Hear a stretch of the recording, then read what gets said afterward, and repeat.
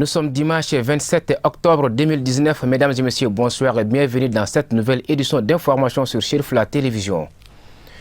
Les responsables de la section Ansardune du cercle de Baraouli ont été reçus en audience par le guide spirituel des Ansar, nommé président du groupement des leaders spirituels musulmans et du Haut Conseil islamique du Mali, Seydi Cherif Ousmane Madani Haïdara. Ils étaient venus lui témoigner de leur joie et fierté suite à son accession à la tête de la fêtière islamique du Mali. La rencontre s'est déroulée ce samedi à la résidence du guide à Bankoni Djankineboukou. Un reportage d'Amadou Kamara et Ibrahim Koulibaly commenté par Moussa Fomba. Cette visite, selon les initiateurs, se situe dans le cadre de la volonté commune affichée par les membres de la dite section de venir exprimer au guide spirituel des Ansar leur sentiment de joie et de fierté. Occasion pour les visiteurs de formuler des bénédictions à l'endroit de son éminence Seydi Cherif Ousmane Madani Haïdara, président du Haut Conseil islamique du Mali. L'objet de la visite aujourd'hui, vraiment, c'est pour magnifier notre soutien, notre bienfaisance à l'égard de notre guide spirituel du Mali, Seydi Cherif Ousmane Madani Haïdara, qui vient d'être honoré par le Haut Conseil islamique pour présider aux destinées des 5 années à venir. Vraiment, nous sommes émerveillés, nous sommes réjouis, nous nous réjouissons beaucoup de cet éclat qui a apporté notre guide au Haut Conseil islamique du Mali. Malgré sa réticence, c'est le groupement leader religieux du Mali qui a tout fait, qui a tout œuvré pour que Seydi Ousmane Madani Haïdara puisse œuvrer à la tâche du président du Haut Conseil islamique du Mali. Les visiteurs, très émus d'échanger directement avec le guide spirituel des Ansar, ont mis à profit cette rencontre pour passer au peigne fin toutes les bonnes actions entreprises par le fils du terroir dans la recherche de la paix et la quiétude sur toute l'étendue du territoire national. Vraiment, nous en sommes fiers. C'est pourquoi nous sommes ici à Baraouli. Une délégation composée de plus de 243 personnes, dont plus de 67 femmes et 100 et quelques hommes. Et puis, nous nous faisons savoir que la quantité d'hommes et femmes qui s'est mobilisée, c'est peut-être plus de 400 personnes. Mais malheureusement, avec 3 quarts, on ne peut pas amener tout. Mais malgré ça, malgré la taille limitée des militants qui sont là, vraiment nous sommes fiers, nous sommes très fiers au niveau des Baraouli pour notre guide d'être élu au Haut Conseil islamique. Vraiment, je vous en remercie beaucoup. A signaler que cette visite qui s'est achevée sur une bonne note d'espoir entre le guide spirituel et les Ansars du cercle de Baraouli a pris fin par des prières et des bénédictions pour un Mali apaisé. Nous restons toujours à Bankoni Djankineboukou où la sous-section des Ansars de la commune D du district de Bamako et le comité de la commune rurale de Moribabougou ont été à leur tour reçus par le président du Haut Conseil islamique du Mali, guide spirituel des Ansars, Seydi Cherif Ousmane Madani Haïdara. Nous retrouvons Moussa Foma pour les commentaires. Cette visite de courtoisie des responsables de la sous-section des Ansars de la commune 2 du district de Bamako et du comité de Moribabougou chez le guide spirituel des Ansars est une vieille tradition en islam. L'objet de notre visite chez chercher le guide n'est d'autre que le président Cherif Ousmane Madani Haïdara par la consensus pour son accession au Conseil islamique du Mali. Bon, pour cette raison, on est venu lui rendre visite, lui faire des bénédictions pour la tâche et la confiance placée à lui par les musulmans, pour qu'il soit à la hauteur de cette confiance-là et les tâches qu'ils nous ont données. Vraiment, on a été satisfait. Bon, on a vu le guide, il a fait ses bénédictions. Nous-mêmes aussi, on a fait des bénédictions. Donc, pour ça, vraiment, on est satisfait de la raison pour laquelle nous sommes venus. Et puis, il a apprécié, il a été content aussi de nous. Vraiment, ça nous a beaucoup plu. Donc, vraiment, on ne peut rien dire que remercier au bon Dieu. Le secrétaire général de la sous-section des Ansars de la commune 2 du district de Bamako a, dans son intervention, informé le guide de l'acquisition d'un terrain qui abritera dans un avenir proche le siège de la sous-section des Ansars. Oui, on a qu'une siège au niveau de la commune 2 qui se trouve actuellement à l'hippodrome 2 à Bamako. Pour l'endroit, c'est tout sur une colonne qui est très gravée. Bon, on a demandé des bénédictions au guide pour qu'il nous fasse des bénédictions, pour qu'on puisse enlever des gravés qui sont là, au pied des cailloux, pour installer nos sièges là-bas. Parce qu'actuellement, on est à l'école fondamentale de Missira. Bon, on aimerait très vite faire ce travail-là, aménager l'endroit et puis réinstaller là-bas, vraiment. Après la rencontre, les visiteurs ont exprimé leur satisfaction et la cérémonie a pris fin par des bénédictions de part et d'autre pour la stabilité du pays. Les villages de Donyumana et Fia, dans le cercle de Kati, ont reçu successivement une délégation de l'ADN Mali conduite par son président Modibo Diallo dans le cadre d'une série de visites en prélude de la Ziara de Donyumana prévue pour le week-end prochain, dont le 3 novembre prochain. Cette délégation, qui a été mandatée par le guide spirituel des Ansar, président du Haut Conseil islamique du Mali, a eu lieu le samedi 26 octobre en présence des autorités locales et coutumières de dites localités. Un reportage de Sadio Sidibé, Bouya Koulibaly et Baba Keita.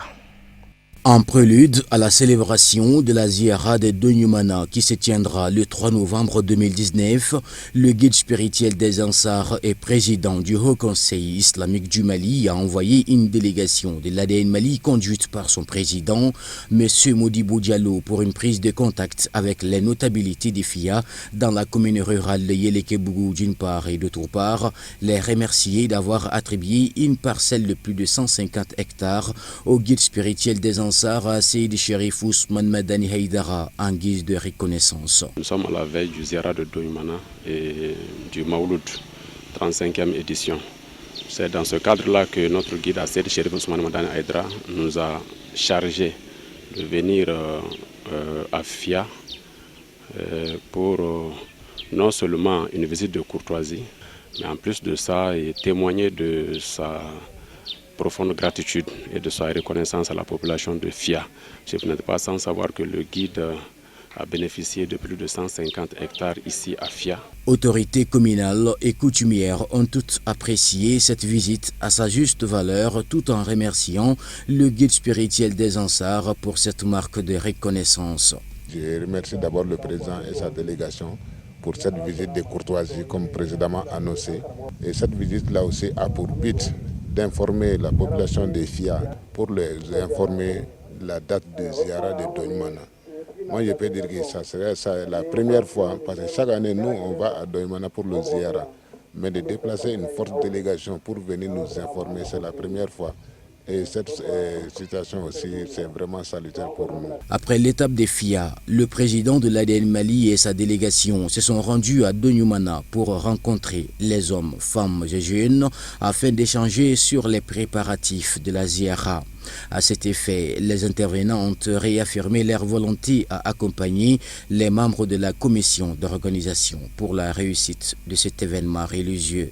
Pour les préparatifs de la Ziara, la jeunesse de Donyumana s'est mobilisée parce que ça fait quelques jours, nous on est là à faire des réunions pour que la Ziara puisse bien passer à Donyumana ici. Le Cherif Ousmane Madani Haïdara, il parle de la religion. Qui parle de religion parle de Dieu. Les responsables de la délégation se sont fortement réjouis de l'accueil que leur a été réservé au cours de leur périple dans les différentes localités avant de faire le point de leur visite. Le point de satisfaction de ces visites-là a été le fait que les populations elles-mêmes nous ont vraiment montré leur joie et leur satisfaction par rapport à la visite. Ça veut dire que vraiment ils ont accordé l'importance qu'il faut vraiment à la visite. Que ce soit à Fia, aussi bien qu'à Donyumana, les populations ont vraiment témoigné leur joie. Donc vraiment cela nous est vraiment allé droit au cœur. À Fia, on a vraiment été impressionnés par une mobilisation à hauteur de souhait, parce que toutes les couches du village vraiment étaient présentes. Des autorités communales jusqu'au chef de village, tout le monde est sorti vraiment massivement pour nous accueillir. À Donyumana ici également, ça a été pareil. Tout le monde a montré vraiment sa joie, sa satisfaction par rapport vraiment à cette belle initiative de notre guide Seydi Cherif Ousmane Madani Haïdara. Au cours de la visite à Donyumana, un régime de bananes a été remis à la délégation, le transmettant au guide, comme il est de tradition chaque année. Voilà, c'était nos envoyés spéciaux à Donyumana et Fia. Nous restons dans les mêmes registres de la mouvance des préparatifs de la Ziara, où une journée d'assainissement et de nettoyage a été organisée ce samedi sur le site à Donyumana.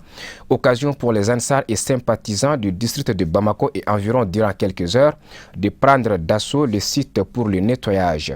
Cette activité vise à faciliter l'accès aux pèlerins qui vont effectuer le déplacement pour le recueillement prévu le 3 novembre prochain à Donyumana. Toujours dans le cadre des festivités du Mawlud que la Oumma islamique s'apprête à célébrer dans quelques semaines, militants et sympathisants Ansar de la commune 6 du district de Bamako étaient conséquemment mobilisés dans la matinée de ce dimanche 27 octobre pour rendre le stade du 26 mars propre.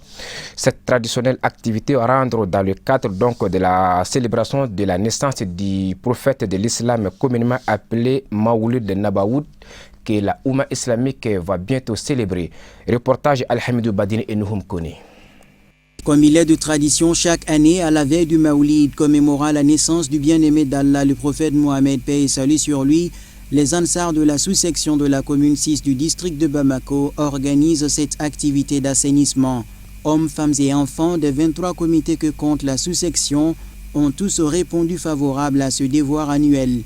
Oui, comme l'islam le recommande et que notre association Ansardine le recommande, avec tous les efforts conjugués du guide spirituel des Ansars, nous sommes obligés de répondre à tout appel de l'association et nous sommes venus pour que... Nous sommes retrouvés parce que nous sommes des vrais musulmans, parce que nous avons lancé l'appel aux invités. Donc quand les gens viennent, il faut qu'ils viennent trouver le terrain déjà bien préparé et qu'aucun danger ne se présente. Donc, parce que quand il y a des trous, le lieu n'est pas bien préparé. Il peut y avoir d'accidents, il peut y avoir des maladies. Donc c'est ce qui m'a vraiment motivé à venir sur cette scène. Ici, les femmes balaient pour rendre propre le stade du 26 mars. Là, les hommes s'activent à sarcler les mauvaises herbes et à remplir les trous causés par les eaux de ruissellement afin de réserver aux pèlerins du Maoulid Nabawi un accueil des plus chaleureux. Nous sommes très heureux parce que c'est de coutume. Chaque année, la communauté s'abrite ici, les festivités de Mawlud, la fête du Mawlud, la grande fête du Mawlud. Voilà, donc, alhamdoulilah, nous invitons tous ici, c'est-à-dire que comme l'organisation c'est au niveau central ici, la communauté est composée de 23 comités. Donc nous avons fait appel à tous les membres de ces comités-là pour qu'ils viennent ensemble. On va faire le nettoyage. Se réjouissant de cette grande mobilisation des militants et sympathisants Ansar, les responsables les ont remerciés pour leur promptitude et constance à répondre fidèlement à l'appel de l'islam et à soutenir avec éclat les idéaux du guide spirituel Saïd Cherif Ousmane Madani Aïdara, président du Haut Conseil islamique du Mali et du groupement des leaders spirituels musulmans. Les Ansars sont sortis massivement ce matin pour faire ces grands travaux. Vous savez aussi, le Mawlud n'est plus loin, Inch'Allah, c'est bientôt. Alors, nous invitons tous les musulmans du monde à venir fêter chez nous à Bamako pour cette grande Mawlud. Alors, nous prions Dieu aussi que ce Mawlud soit un bonheur pour le Mali. Des mots de remerciement à l'endroit des travailleurs qui n'ont ménagé aucun effort dans le cadre de cette journée de salubrité et des bénédictions ont mis fin à cette activité de nettoyage. Le programme de la session de formation à l'intention de certains militants de l'association organisée par le bureau exécutif de l'association Ansardine nationale du Mali tend vers sa fin. Les travaux d'ouverture dans la première région administrative du Mali se sont déroulés le samedi 19 octobre au siège de la dite association à Kaï. Nos envoyés spéciaux à Kaï, Fatoumata Kane et Ablaye Sogodougou. C'est par les mots de bienvenue du président de la section des Ansars de Kaï ainsi que des bénédictions que s'ouvrent les travaux de cette série de formations organisées par le bureau exécutif de l'ADN Mali à l'intention des secrétaires aux investissements et financiers, des commissaires aux comptes, des secrétaires généraux et des présidents des sections de l'association. Cette session des Ansars de Kaï met fin au programme des activités. L'ensemble des représentants des sections de la dite localité se réjouit de sa tenue. Ça vient à point nommé. La formation, c'est une initiative du Congrès qu'elle a instaurée en 2018. Nous pouvons nous réjouir de l'avoir commencé ce matin. On est très content. La formation se passe bien avec le formateur Fadjala Madi, vraiment qui est un homme courageux. Vraiment, ça se passe tout bien. On est fiers. On peut que remercier le comité exécutif national. C'est à travers elle que cette décision est venue. En plus, c'est l'initiative du guide spirituel d'Enzassa. On ne peut que les remercier et les saluer ici. souhaiter bonne vie et longue vie. Merci. Connaître ça. Merci beaucoup. Donc, nous remercions l'initiative du Bureau national, puisque nous qui sommes les responsables des sections, souvent on a de grosses difficultés. Les difficultés sont quoi? Certains sont postulés par confiance, parce qu'il n'y a pas un diplôme pour être, pour occuper un poste, mais c'est par confiance. Donc souvent la méconnaissance de son rôle pour bien gérer le bureau, donc ça pose des problèmes.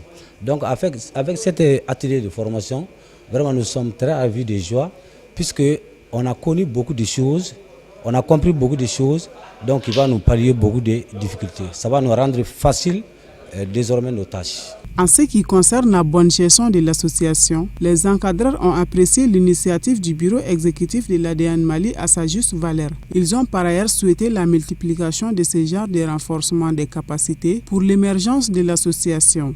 Dans l'accomplissement de ces attributions, résultant du statut et des règlements intérieurs de l'association en Sardine, conformément à la programmation de ces activités, le comité exécutif national du Mali a mis en place une série de formations dont nous sommes à la 5e étape aujourd'hui. Cette formation se tient aujourd'hui à Caille. La première étape de cette formation, c'est les trésoriers, les secrétaires d'investissement, les commissaires de comptes et les trésoriers adjoints en ce qui concerne la gestion financière. La seconde, il s'agit des présidents et secrétaires généraux dont la formation est tenue par Fadjalamadi Dambélé.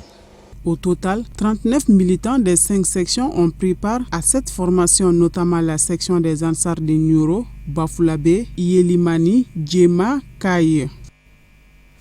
L'autorité intérimaire de la commune rurale du Mandé a initié une journée de restitution du bilan annuel des réalisations du programme de développement économique, social et culturel au titre de l'année écoulée. La cérémonie s'est déroulée dans la matinée le samedi 26 octobre dans l'enceinte de la mairie de la dite commune. Le point avec Kafne Batilé et Draman Mali.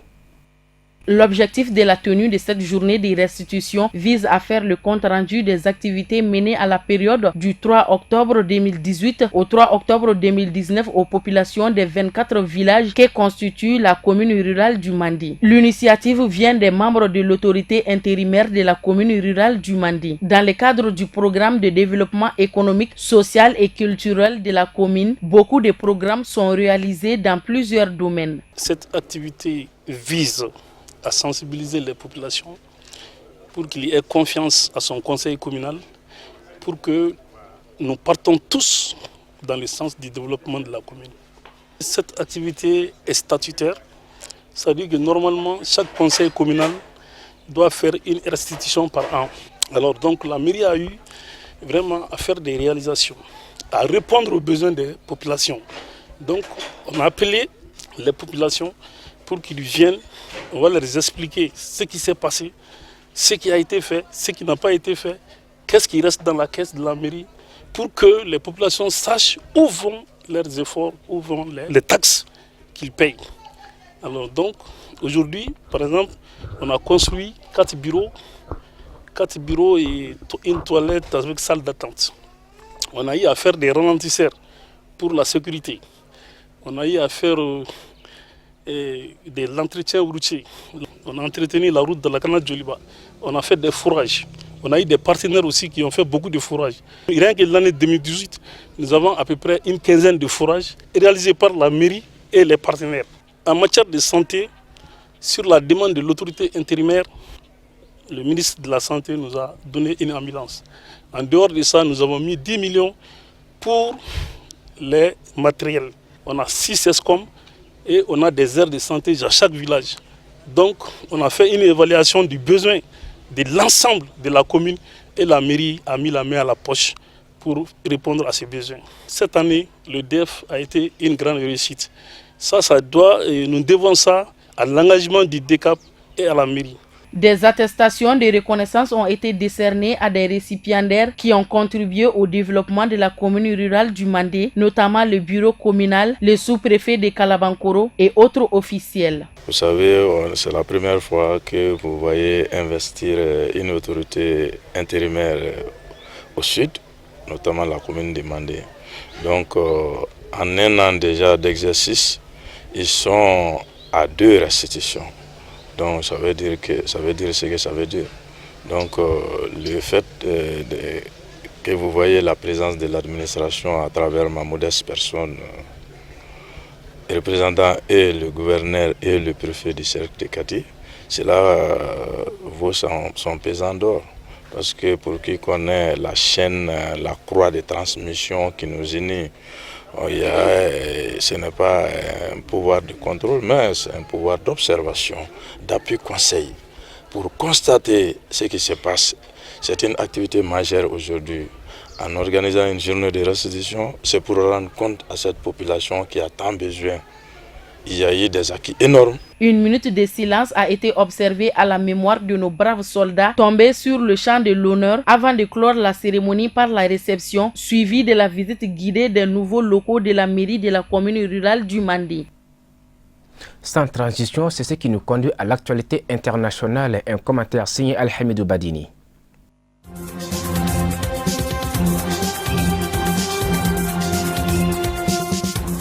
L'autorité nationale indépendante des élections a enregistré 22 candidatures au total, dont celle de 2 ex-premiers ministres du président déchu Abdelaziz Bouteflika à la présidentielle en Algérie prévue le 12 décembre. À l'issue de l'expiration du délai de dépôt samedi à minuit, 2 anciens premiers ministres de M. Bouteflika, Ali Benflis et Abdelmajid Tebboune, figuraient parmi les candidats enregistrés.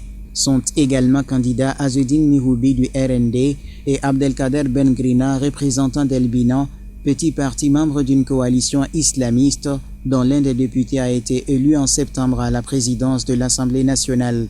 La contestation refuse que la présidentielle soit organisée par le pouvoir aux mains d'ex-figures des 20 ans de présidence de M. Bouteflika, contrainte à la démission en avril sous la pression conjuguée de l'armée et de la rue.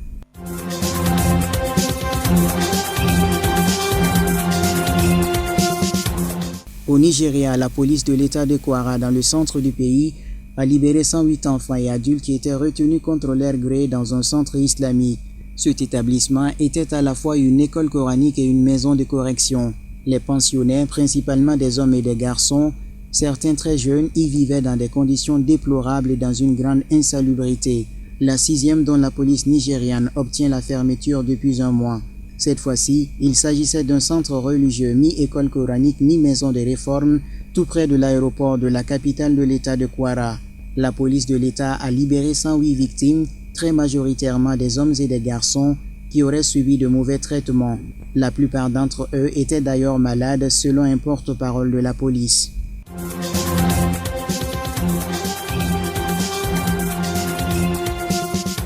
La CPI a reçu cette semaine de la part des autorités ivoiriennes les informations sur la situation judiciaire de Simone Gbagbo demandée il y a plus d'1 an. Le mandat d'arrêt émis contre l'ex-première dame en février 2012 est toujours actif, mais la Côte d'Ivoire ne l'a jamais exécuté. La réponse de la Côte d'Ivoire a été transmise au juge cette semaine. Elle comprend la décision d'acquittement prononcée par la Cour d'assises d'Abidjan en mars 2017 et son annulation 16 mois plus tard par la Cour de cassation. Fort des réponses ivoiriennes, les juges de la CPI doivent désormais trancher un dilemme épineux. Laisser courir un mandat d'arrêt que les autorités refusent d'exécuter ou renvoyer l'affaire à la justice ivoirienne, mais dès lors valider une amnistie contraire à l'esprit même de la Cour.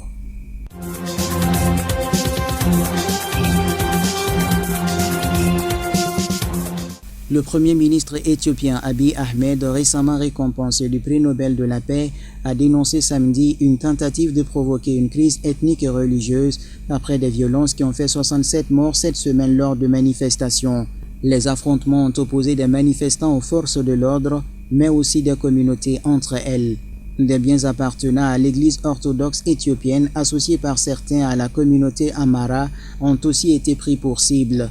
Vendredi, le responsable de la police de l'État d'Oromia a fait état d'un bilan de 67 morts, dont 5 policiers.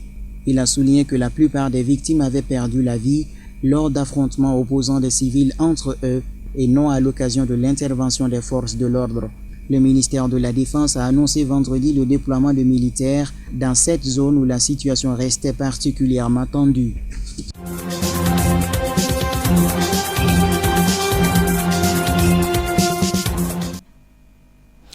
Voilà, c'est ce qui met fin à cette édition que nous vous remercions d'avoir suivi. Excellente soirée sur Cherif la Télévision. Bonsoir.